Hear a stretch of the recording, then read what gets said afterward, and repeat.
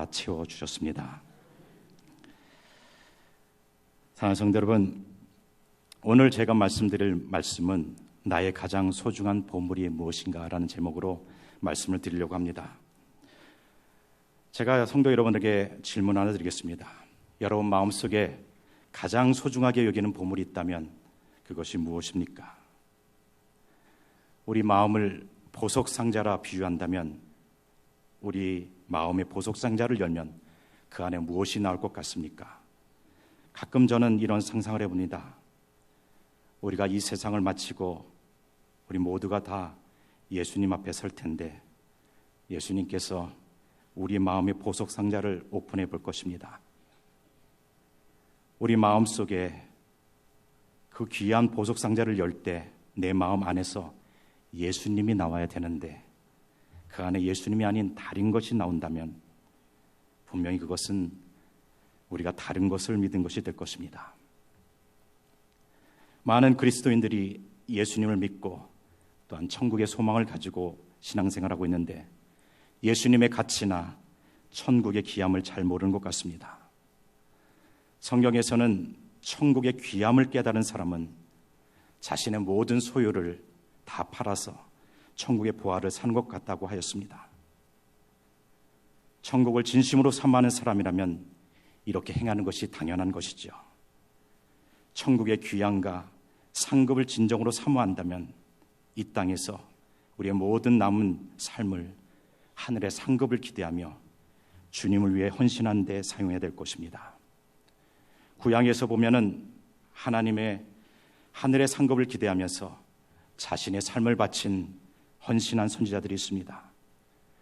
히브리서 11장에 보면은 믿음의 사람들의 예가 많이 나오고 있죠. 에녹은 평생 하나님과 동행하였고 노아는 타락한 세상에서 믿음을 가지고 구원의 방주를 만들었습니다. 아브라함은 하나님께서 부르실 때 고향 땅을 떠나 믿음으로 갈 바를 모르는 그곳을 떠나 갔습니다. 이삭도 그렇고 야곱도 그렇고 모세도 그렇고 이 모든 이들이 믿음을 가지고 하늘의 상급을 바라보면서 하나님께 믿음을 지킨 사람들입니다. 신약을 보면은 세례 요한이나 예수님의 제자들 또 사도 바울과 같은 이들은 자신의 모든 삶을 바쳐서 예수님을 위해 바치며 살아온 이들입니다. 그런데요, 성경에 보니까 다 그렇게 좋은 예만 있는 것이 아닙니다. 그렇지 않은 경우도 우리는 성경에서 찾아볼 수 있습니다. 출애굽기 32장에 보면 모세가 시내산에 올라가서 하나님 말씀을 받으려 할 때 백성들은 그들이 믿는 대상을 찾았습니다. 그들이 의지했던 것은 자신들이 간직했던 금조각으로 만든 금송아지였습니다. 그들이 믿었던 것은 하나님이 아닌 돈이었습니다. 예수님을 배신한 가룟 유다도 돈이 그의 전부였고 구약의 발람 선지자도 하나님보다 물질과 부를 선택하였고 요나 선지자는 하나님의 말씀보다 자신의 체면과 자존심을 더 내세운 사람이었습니다. 대만은 예수님보다 세상을 더 사랑하여 예수님을 떠난 사람이었습니다. 만일 지금 우리가 가장 소중하게 여기는 것이 예수님이 아닌 다른 것이라면 반드시 그 순서가 바뀌어야 되고 제자리를 찾아야 될 줄 믿습니다. 또한 예수님이 나의 가장 귀한 보물임을 인정한다면 우리는 지금 우리 생활에 있어서 좀 더 변화가 있어야 될 줄 믿습니다. 하나님 앞에 조금 더 열심을 내야 되고요. 하나님 앞에 더욱 헌신해야 되고 우리 삶에 있어서 절제할 것은 절제하고 세상의 죄와 싸워야 될 줄 믿습니다. 사랑하는 성도 여러분, 다시 한번 묻겠습니다. 예수님이 나의 가장 귀한 보물이심을 믿으십니까? 예수님이 나의 가장 귀한 보물임을 진심으로 인정하려면 반드시 우리는 고난과 연단을 통과해야 됩니다.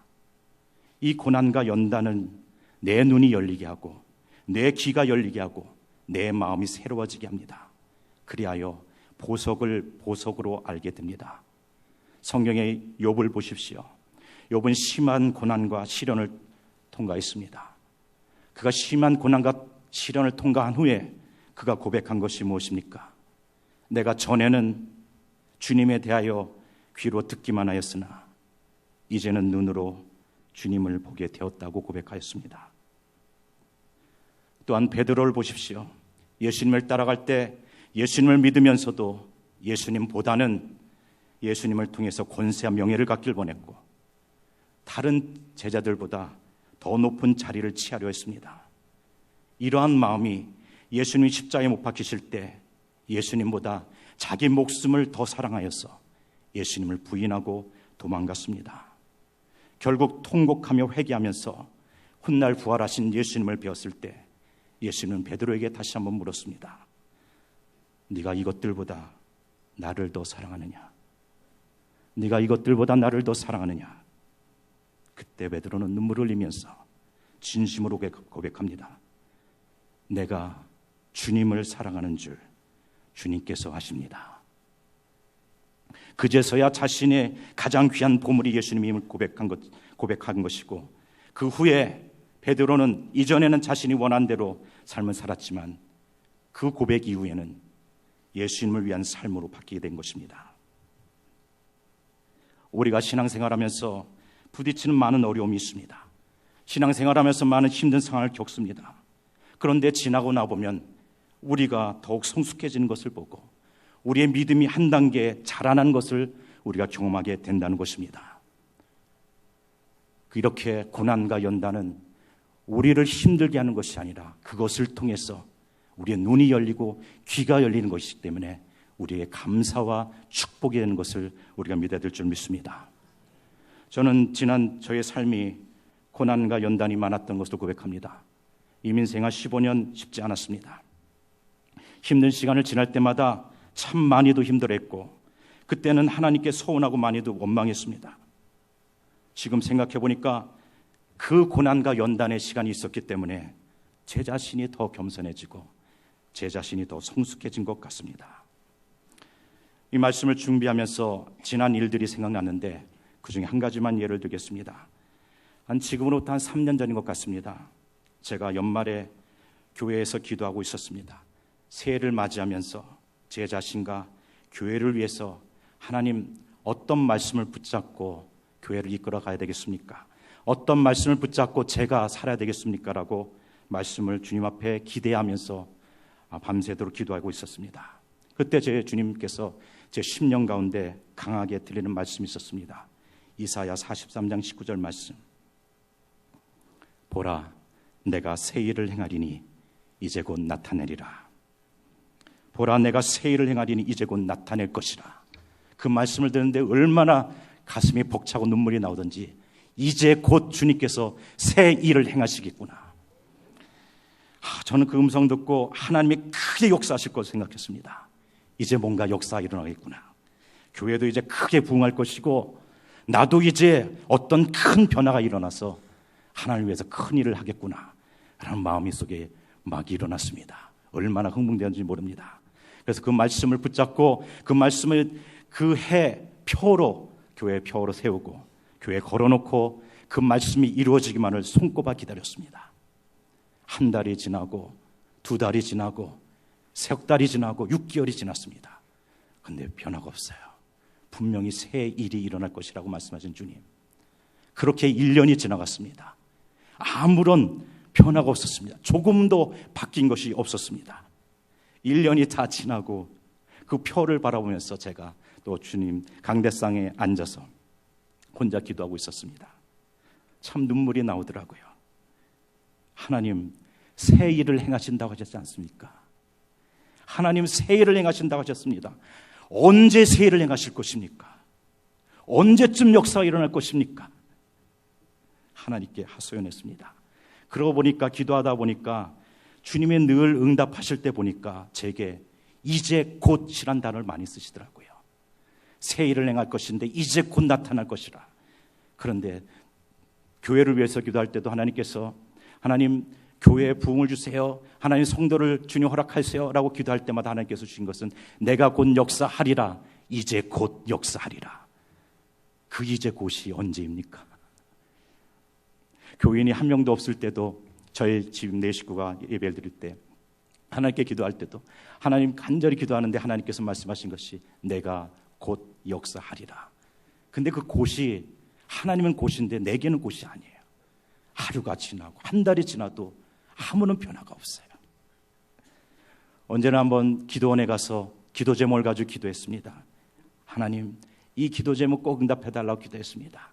금식 기도하면서 며칠 기도하고 집에 돌아왔을 때 아내가 수고했다고 혹시 하나님한테 무슨 응답받은 것이 있냐고 그랬을 때 걱정 마, 하나님께서 곧 역사하신대 라고 얘기했더니 와이프가 아멘 하는데 그 다음 하는 농담이 그게 언제냐고. 그게 언제냐고. 늘 하나님이 이제 곧이라 말씀하셨는데 언제 나타나냐고 했습니다. 항상 걸어보니까 주님은 그런 식으로 말씀하셨습니다. 이제 곧 이런 식으로요. 그래서 주님 앞에 울부짖으며 기도했습니다. 하나님, 언제 역사하십니까? 그리고 새 일이 도대체 무엇입니까?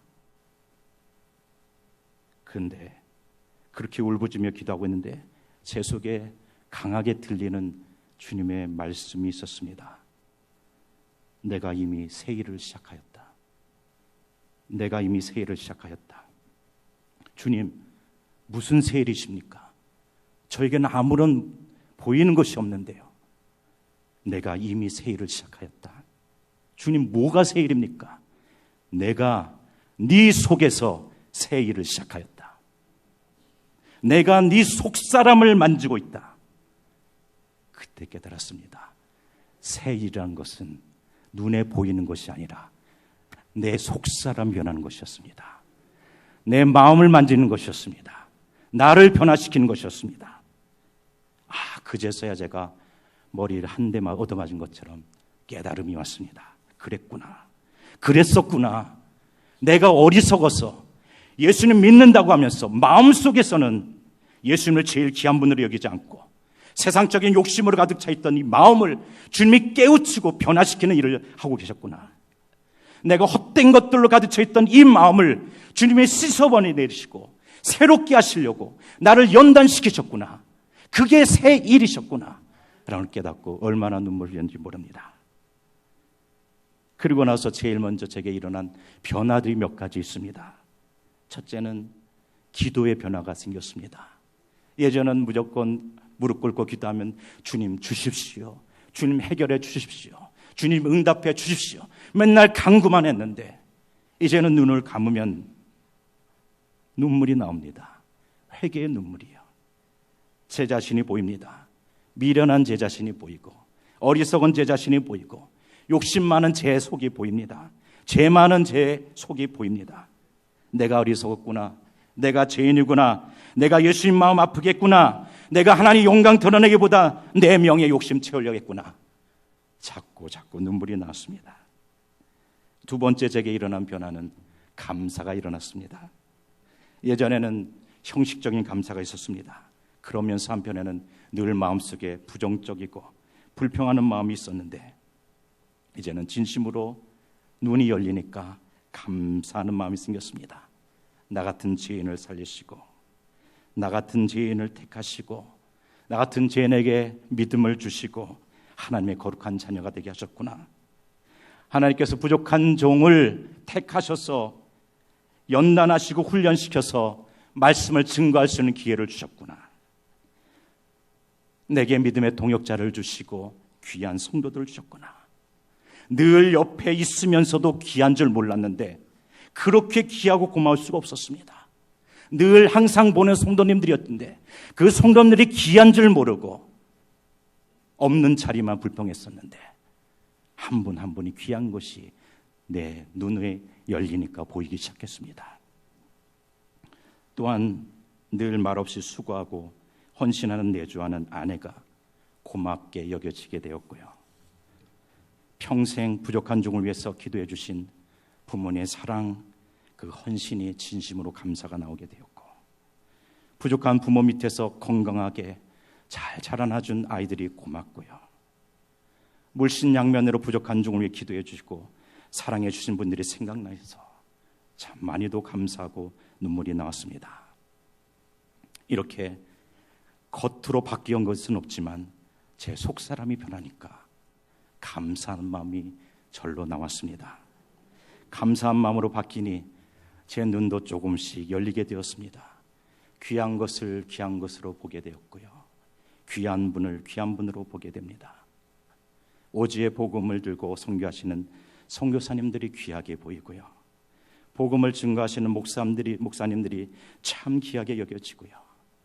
특별히 저도 개척해서 그런지 작은 교회를 섬기고 개척할 섬기는 분들이 참 귀하다는 것이 깨달아졌습니다. 또한 교회 구석구석에서 이름도 없이 빛도 없이 섬기고 수고하고 헌신하는 많은 성도님들 한 분 한 분들이 귀하다는 것이 눈에 들어오게 되었습니다. 또한 내 속에 새해를 시작하여서 하나님께 내 속사람을 만지니까 말씀이 깨달아지고 말씀이 은혜가 되었습니다. 늘 아는 말씀인데도, 늘 읽었던 말씀인데도 이제는 말씀을 읽는데 머리로만 이해하던 말씀들이 마음속에 와닿고 새롭게 깨달아지게 된 것입니다. 특별히 요즘 제게 은혜되는 말씀은 마태복음 6장 20절입니다.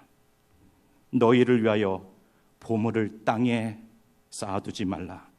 오직 너희를 위하여 보물을 하늘에 쌓아두라 라는 말씀입니다.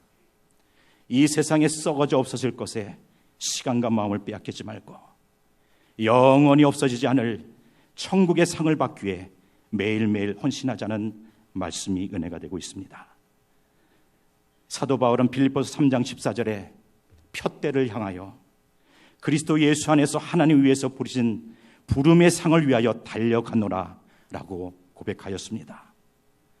과거의 것 잘했던 못했던 간에 다 잊어버리고 지금 바로 지금 하나님의 준비된 상을 위해서 달려가리라고 고백한 사도 바울의 고백이 저에게 은혜가 되었습니다. 제 자신이 주님 앞에 서는 날 부끄러움 없이 주님으로부터 인정받고 칭찬받기 위해 하루하루 주님의 영광을 위해 살아야 되겠다는 말씀이 도전이 되고 있습니다. 말씀을 맺겠습니다. 혹 기도 응답이 더디고 낙심되시는 분이 계십니까? 왜 내게 이런 시련과 고통을 주시는지 원망의 마음이 드십니까? 금전적인 어려움 때문에, 혹시 또 재정적인 어려움 플러스 또 자녀들의 문제들 때문에, 혹은 질병으로 고통 가운데 계신 분 계십니까? 저도 오랫동안 기도하였지만 아직도 응답하지 못한 것들이 많이 있습니다. 그렇지만 오랫동안 기도하였지만 응답이 더디고 상황은 바뀌지 않았지만, 그런데요, 그것이 복이더라고요. 그것이 하나님을 더 의지하게 되고 주님을 더 가까이 찾게 되는 그러한 은혜가 되더라고요. 사도 바울은 몸에 질병이 있었습니다. 그 질병 때문에 고통하고 아파서 하나님께 그 질병을 낫게 해달라고 기도했는데 하나님께서 고쳐주지 않았습니다. 왜 그렇습니까? 그것이 안 고쳐지는 통해서 그대로 있는 그것이 내 은혜가 족하다고 하셨다는 것이죠. 오히려 그 질병 때문에 사도 바울이 더 겸손하게 하나님을 의지할 수 있는 것이 되었기 때문에 그것이 축복이라는 것입니다. 그러니 생각해 보십시오. 예수님과 세상 부귀 영화 어느 것이 더 소중합니까? 예수님과 이 세상의 돈, 명예 어느 것이 더 중요합니까? 이 세상의 모든 것, 부귀, 영화, 명예, 건강 다 얻는다 해도 예수님을 잃으면 다 소용없는 것입니다.